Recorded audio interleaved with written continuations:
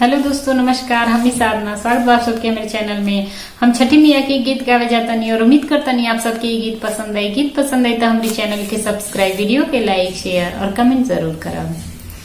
गंगा जी के पनिया झलाम नैया लागेला किनार। गंगा जी के पनिया झलाम नैया लागेला किनार, नैया लागेला किनार। ताही नैया आवेले महादेव, संगे गौरा दे सोहा, संगे गौरा दे सोहात।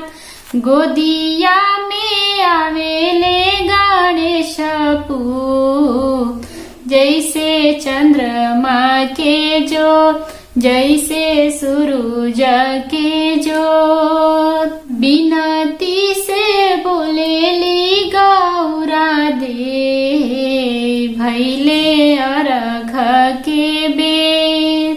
बिनती से बोलेली गौरा दे, भैले अर्घ के बेर, भैले अर्घ के बेर।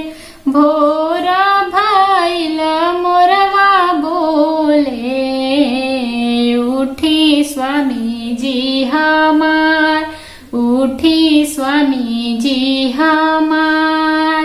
बिहासी के बोलीले महादेव, चल अर्घ दिया, चल अर्घ दिया।